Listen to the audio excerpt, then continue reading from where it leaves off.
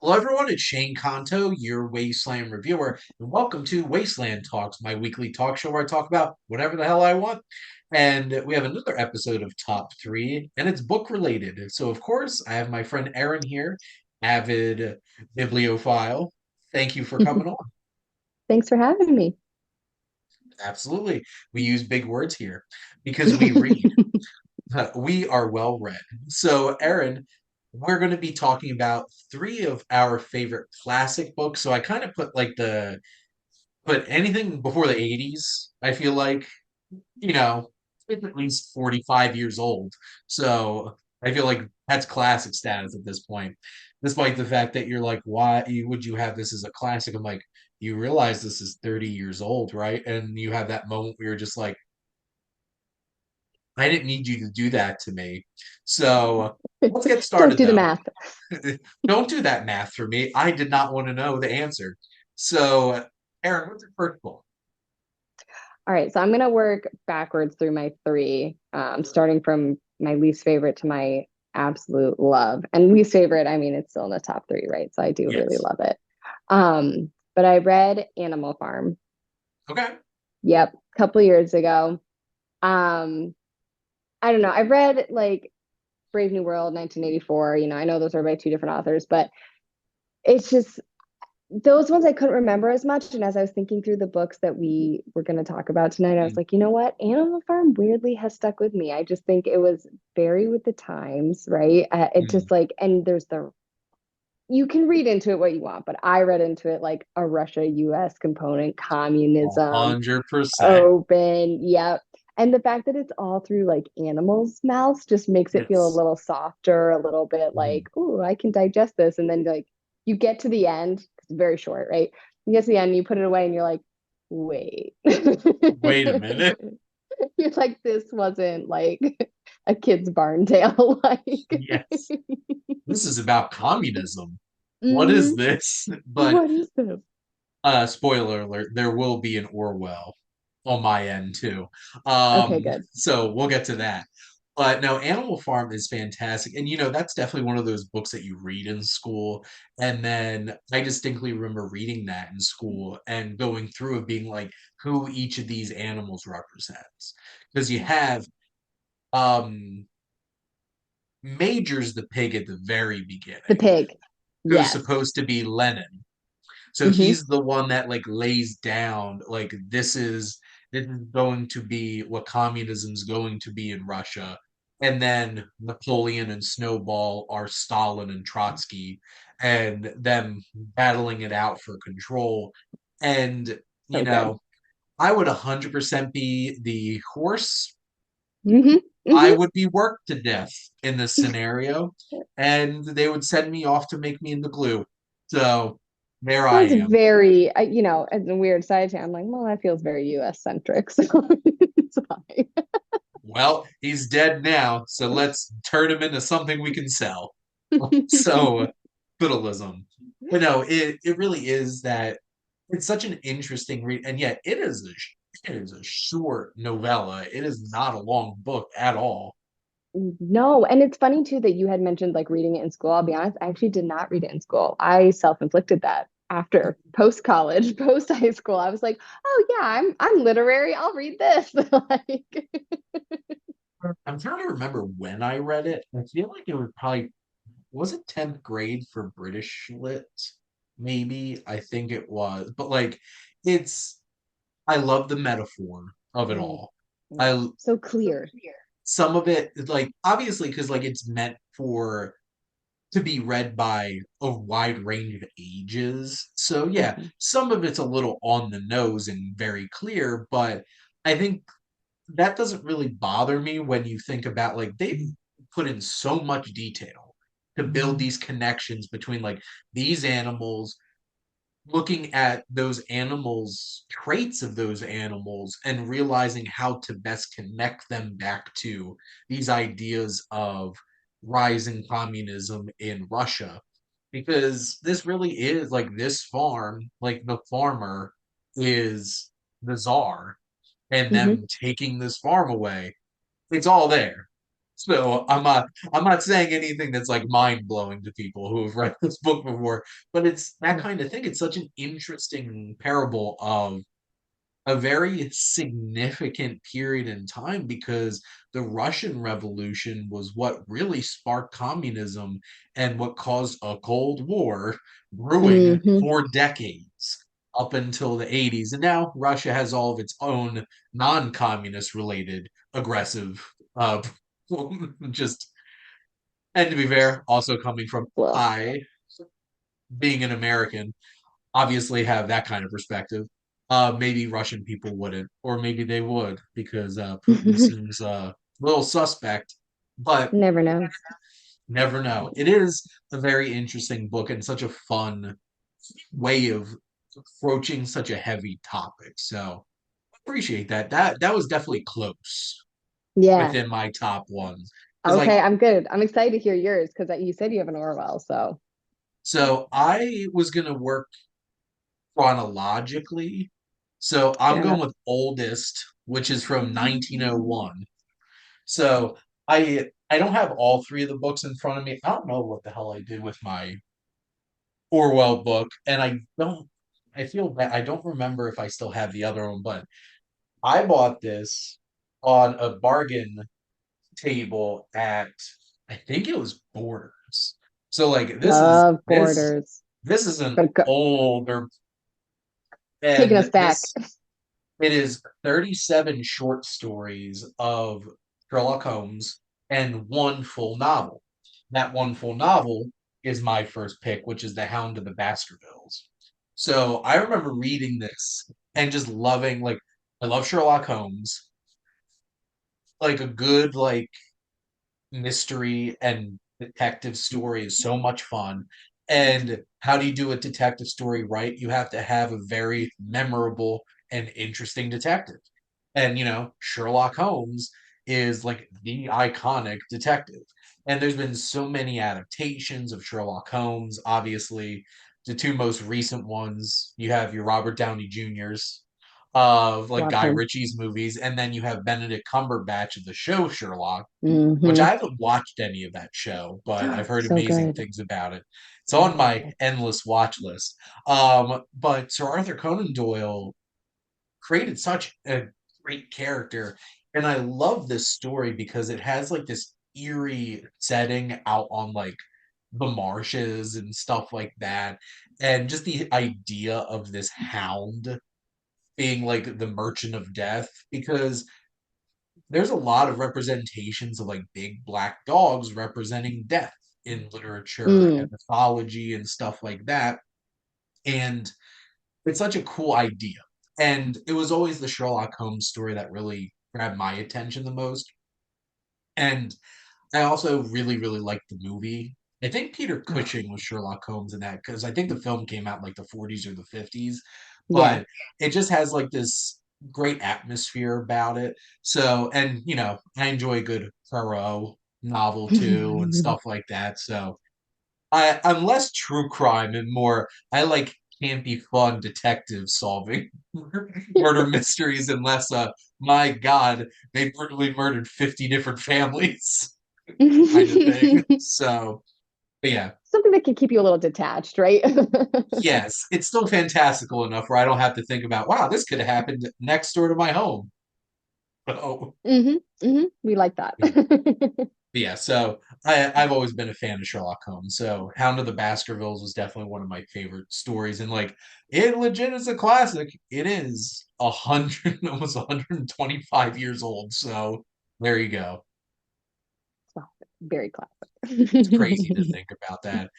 Because like, I watch a lot of films as old as cinema is, like the 1890s and stuff like that. But books have been around for like century. So it's such an Forever, right? Yep.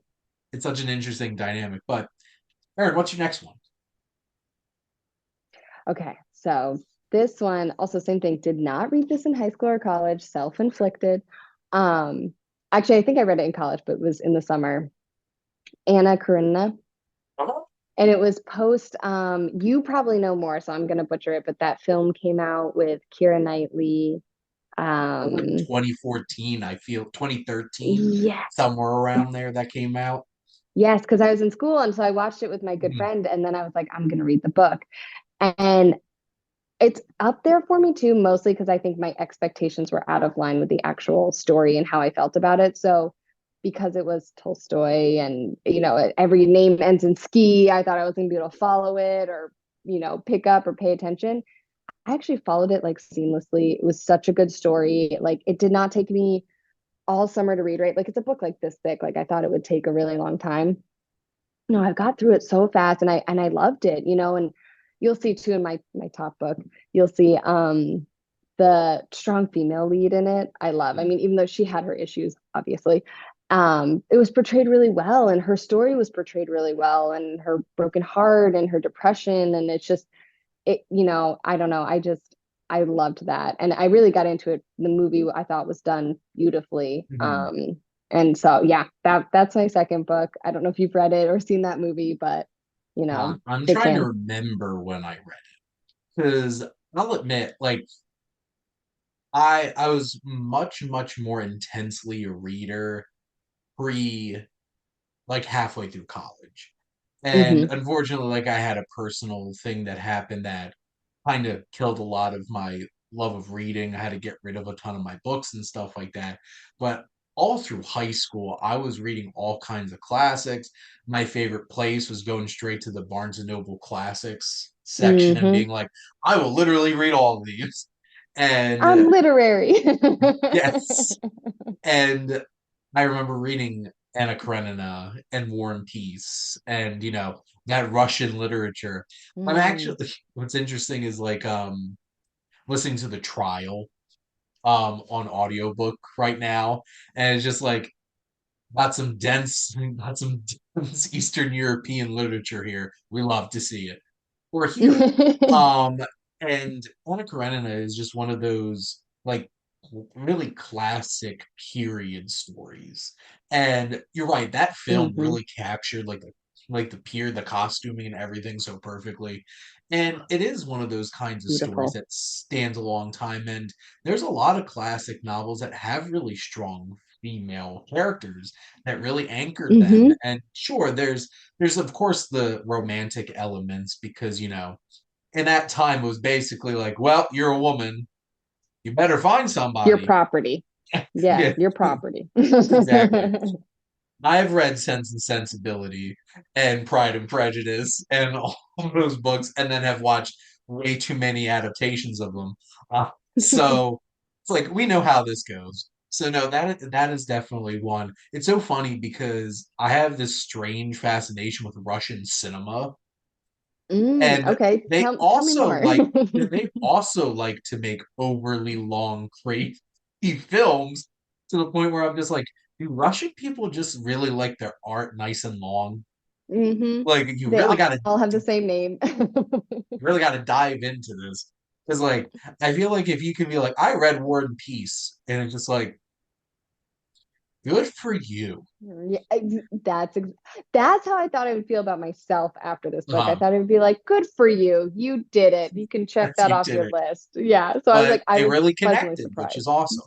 Yeah, pleasantly surprised. So, So my next one, I lied. I had my list in the wrong order because this is actually older than Hound of the Baskervilles, and it's 20,000 Leagues Under the Sea. So mm, I was a huge Jules Verne fan growing up, and this book is so great. And Jules Verne really understood how to. He was one of the first great science fiction writers. He wrote A Trip to the Moon, like dreaming of making a rocket and going into space. And just like, oh, we did that. 20,000 Leagues is about a submarine, this giant ship that could go underwater. And it's just like, oh, we've done that too. fortune And teller. he was got Nostradamus over here. So Hmm. prophetic. And this is from like 1872, from when it was originally published. And it's just such a cool sea story, like out in the high seas. There's so many classic stories that are from like that kind of idea of the Moby Dicks and the Old Man in the Sea. And there's something particularly frightening about the ocean because it's so big and it's so powerful, and you have no control over this. And Mm-mm. the creatures and everything, because like they get attacked by, giant like octopus and stuff like that. And Captain Nemo is such a like great classic antagonist character and stuff like that. I've read so like Journey to the Center of the Earth, Around the World in 80 Days, a lot of Jules Verne. And this is such a cool, and like the Nautilus is one of the coolest things that I've loved about like reading a story. This giant narwhal looking giant submarine is such a cool idea. And also I'm super into steampunk stuff. I've always had a fascination with that. That like retro futuristic kind of like this is all Got it. gears and stuff like that, but like this is science fiction. These are things we don't have at this Hmm. point, kind of thing. And this giant ship being able to like keep through the sea like a giant sword. And it also fed into I was such a huge fan of League of Extraordinary Gentlemen when I was younger, when that movie came out, and how they just combined all those literary characters and stuff like that. Captain Nemo was still one of my favorite characters in that. It's such a cool and interesting idea. And it's getting like that rip roaring good, like adventure kind of stories. It's a fun time. So this has stuck with me. Like I read this as like a kid.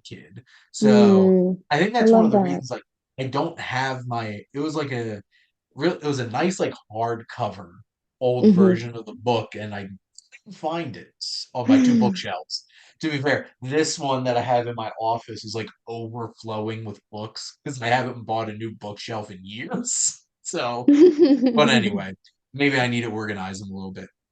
But I guess, Aaron, have you read any like Jules Verne or anything like that? I haven't, no, but you were mentioning like the gears and the twisting, and there's a movie, Hugo. I love you, As you were talking, I was like, I bet he's seen Hugo because that was what was twisting in my mind was the images from that movie. the And automaton and yeah, the oh, clock tower and everything.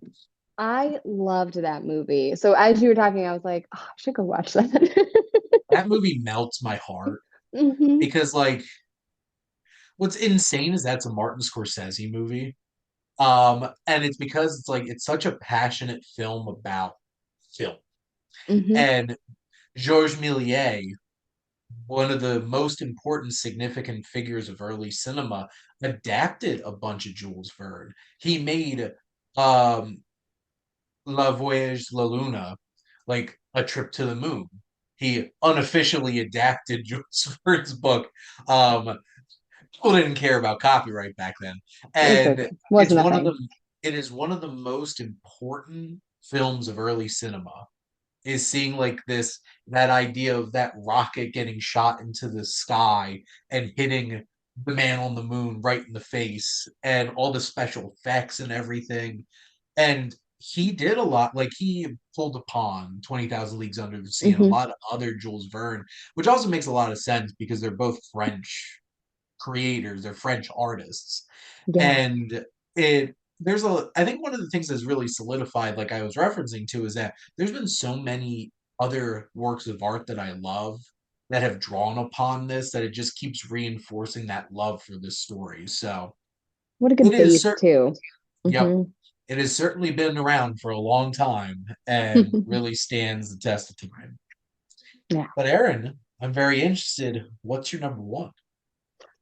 Oh, if I haven't brought this book up on one of our calls already, I'll be shocked. And if I have, I apologize. But I read this book like a year and a half ago. So my boyfriend actually gave it to me for Christmas. Mm, And again, it was another book this big. And I was like, okay, whatever. So Atlas Shrugged by okay. Ayn Rand.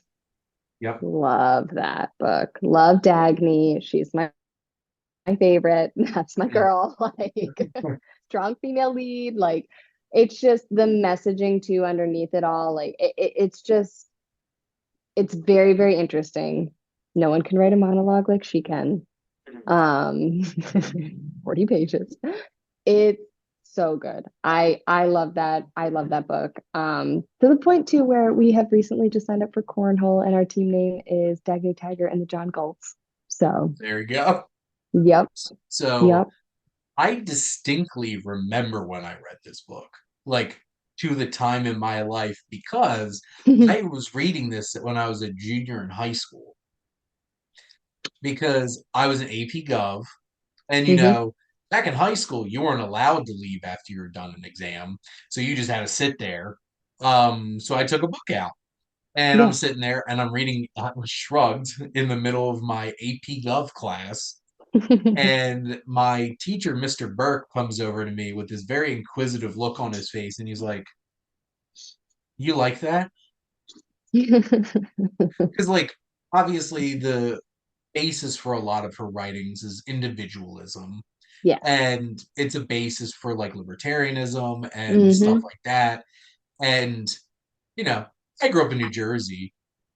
That's not the primary perspective of a lot of people. And I did grow up in like, the closest thing I would consider myself is a libertarian. And I'm just sitting there and like, I just looked at it and I'm like, yeah, I think it's interesting. Well, and that's the thing too. Even if like it's such an interesting story too. Obviously, you have the That's what it is. underlying messages and stuff like that, but it's also a fascinating idea of, and I like Anthem too, which one of my one of my favorite songs from Rush, 2112, is based off of her book Anthem, an idea of an artist being ostracized because they won't fit in to the dogma of society has set up. And I know in that context, it's an architect trying to make buildings that, like, the establishment are just like, why would you make that? And like obviously Rush, it's a kind of thing where it's like somebody finds a guitar in a dystopian future where these evil priests in this temple control every bit of art and what can be created. And this guy shows up with the guitar and starts making this amazing music, and they're like heresy. And it's such interesting ideas and like interesting story too. And Atlas Shrugged, yes, as you mentioned, is that's a thick one So too. yeah, long book. And it has great characters. It has an interesting conflict, Yeah. and that's the thing. It's like great stories have their stories, and it has their themes and their Hmm. messaging and stuff like that. And there's some stories that have great themes and ideas that don't pick the best story to kind of like panel it through. Right. No, totally agree. And then there's stories that have an interesting and engaging story that you can enjoy on its own right, but then when you dig deeper and think about the themes and the ideas and stuff like that, because there's a lot of different kinds of, I know, not to get too off topic, but like the Golden Compass, those books have a really deeply like atheistic perspective to them. And but the story itself is like this big high fantasy kind of thing. And I remember when they made the movie, then they're like, we love the story, but we don't want to piss people off with the messaging. So they just like turn all the messaging out, and it's just like there's giant polar bears fighting and stuff like that. And like they adapted it for HBO and didn't cut out all the messaging, which is really the soul of the story, the anchoring pieces to it. And Atlas Shrugged is one of those kinds of things where it has a compelling story. And then if you dig deeper, and not everybody's gonna appreciate the messaging of it either from like there's positives and negatives to the ideas of individualism. The individualism reinforces and drives people to do something for themselves because there is an individual payoff to the idea of like, what if I create something great? And you can have that kind of appreciation for yourself. there's also the negatives of like people take it too far, where it's more you're egocentric and you don't care about other people, and then that causes problems in its own right. And it's an interesting story in terms of how it navigates all that. It does, right? And I'm not sure it even navigates it to the conclusion that maybe everyone or I would even come to myself, but as someone who works in corporate America too, it was just I felt so seen when I'm Mm, reading it. And you've got Jim and you've got all these other characters that are just eating up space and time just to eat up space and time. Like not really contributing a lot, but taking up a lot of airwaves and a lot of just I see that in the day to day my work. mm. Maybe I should or shouldn't say, but it's just like we all have those people in our lives that somehow are able to talk in circles, and you walk away and you're like, you didn't actually say anything though. Oh, I've known some bullshitters, Aaron. I have Hmm. known some bullshitters. And Yep. my perspective on things, if you're gonna say anything, you should have some kind of meaning and purpose behind it. Hmm. Otherwise, like, why are you saying anything? Well, right. And it's like, and I always felt too, right? Like a little bit of the Atlas Shrugged was like, if you have too many of those people leading, you're almost forcing individualism because you got a lot of people out there being like, what? Like, And then it's to the point where it's just like people need to step up and try to hmm. figure out things on their own and maybe will kind of abandon the structure of things and go out on their Right, right. And it's to own. your point, crazy how she navigated all of that. Like very interesting, very good. And the whole thing with that book is it's so thought provoking, right? Like this conversation we're having now, like when you know it and you can talk about it, it's so many ideas wrapped up in there, right? So, And that's the thing too, because like a great book sparks thought and discussion and hmm. debate. And this certainly has sparked debate a lot Hmm. amongst Yeah. people. And like it's one of those kinds of books where like people it's like, why would you read that kind of thing? And Hmm. I feel like it's an important thing to read differing perspectives. Even if you don't agree with that kind of stuff, it also helps you have a better understanding of like where people are coming from and the root of what might drive people for certain Right, things. right. And I'm just gonna keep engaging in some even deeper discussion here with my number one, which is Tell me. 1984. Ah, I feel like that was pretty obvious, yeah. but from the hinting that I was making. And this, yet again, another George Orwell. This is from 1948, and this isn't a kind of story that's placed in an easier package to process. This is putting you deep into Hmm. a dystopian future, and what I find so interesting is that so many people from very different perspectives try to see themselves as the ones and the as the ones trying to break from the double think and all of that kind of stuff, and that the people that they don't agree with are the ones that are trying to create this.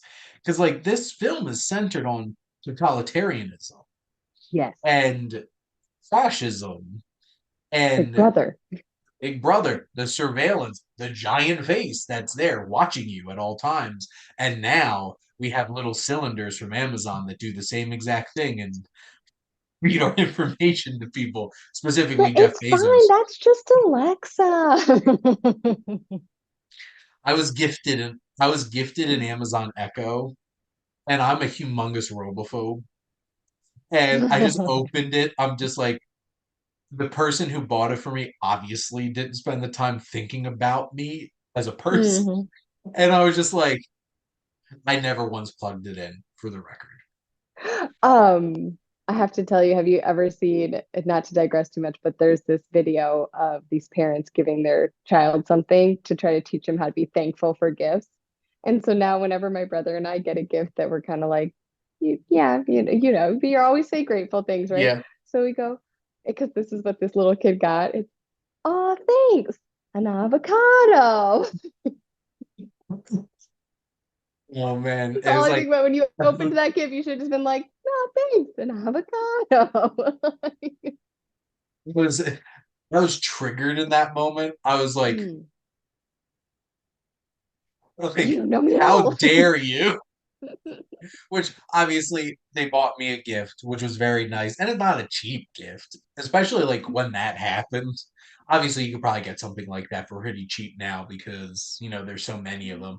But the idea of that constant somebody's watching you at all Listening to times. you. Yep. Somebody is watching what you think at all times, what you're feeling.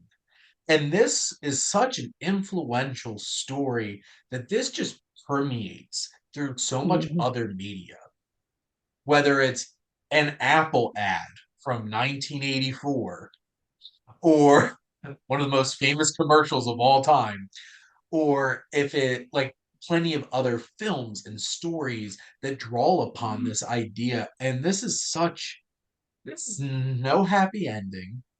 This is no coming to a resolution. This was a staunch shot at, which is such an interesting build off of Animal Farm, because Animal Farm is really showing how communism as an idea was bastardized into totalitarianism. Because here's the problem: for communism to work, you need somebody to take charge to cleanse the system that already exists. Which is counterintuitive to the basis of communism. But the issue is, who would want that job? Right. And also Somebody no who one, wouldn't want to give it up. right. And also and I'm like just counterintuitive, right? Communism would say you shouldn't have somebody in charge. It's all equal. Well, So and this is the always tricky thing interesting. when you have theoretical things and need to put them in practical things, because like Hmm. you can't just like introduce communism and then just be like, we're communists now. Well, you have a whole entire system of a whole entire society that needs to change. Hmm. Something needs to change it. And this is directly of that Stalinist approach, because like Joseph Stalin wasn't a communist. No, Joseph Stalin was a dictator, totalitarian dictator. dictator. And it's the same thing with like what kind of turned into like it's not communism anymore. This is just a totalitarian government that just wants to control the people in its country. And Like isn't that's it why you can't so have. fascinating? Like it's always those two are always so close together, right? You see any country trying to go towards communism, any developing country, and somehow they almost always end up with a dictator, and you're like, hmm, Well, because there's too many people like that will jump at the opportunity to come into a vacuum like that. uh-huh, 100%. And that's why I feel like, sure, you can make that work in a small scale community and stuff like that. But the more people you involved in it, the better chance that there's bad people involved in this that Hmm. are going to want to take advantage. And that's exactly how the world of 1984 came about, is at some point somebody took over and turned this into, you can't think what you want. It's all censorship and propaganda. And there's, in real world, the real world that we live in, a lot of people believe in big government, even if they say they don't. They just believe in different things that they spend the Hmm. government money on. And 100%. the tricky thing is like, and this book that came out in 1949 about 1984 is way too relevant in 2024. Very This much is so. 40 years later than what this was supposed to be. Also love that with dystopias. You get to the real year. It's like Blade Runner. We made it to 2019. There's not flying cars in LA yet. Um and Yep. all these different kinds of things. But like this isn't like a futuristic kind of play. This is the worst. And you Hmm. can't appreciate that human connection or the flesh or any kind of sexuality or any kind of feeling. And it's such a fascinating story. And it just happens that a lot of great dystopian stories don't really have a happy ending No, they because, don't. But they're also trying to warn you a little bit, right? They're trying to well, make it yes, like just do a little bit better than this and like I mean, hopefully do a lot better, but in the track run, do a little bit better. We'll take So it. we hope you do much better, but you are humans. We expect you to do slightly better. Exactly. Um, and it is very much a cautionary tale because Yeah, the hope is that you would not allow yourself to get to this point. And this correct. this is written in the shadow of Stalinism and the rise of Nazi Germany. It was post World Cold War II. War is This is coming. yeah, this went through we just went through all of World War II. And this is a British author, which the United States, for the most part, we weren't really harmed in World No. War II, especially even by specifically the Germans. Hmm. Obviously, we were attacked by the Japanese at a Right. military base. Still, at the state that is nowhere near the country, a lot of the people that were home were in this bubble. The British were not. No, They they were were being bombed. attacked and Yeah. bombed. And it's such a fascinating perspective to hear from somebody who went through all of that and was alive and conscious and somebody who was thinking and coming up with these ideas during the rise. Because, like, how old was George Orwell when he wrote this? Trying to see, Yeah. like this came out in 1949. He probably, even if he was like 40, like he was a kid when the Russian Revolution happened and how Right. that first started happening.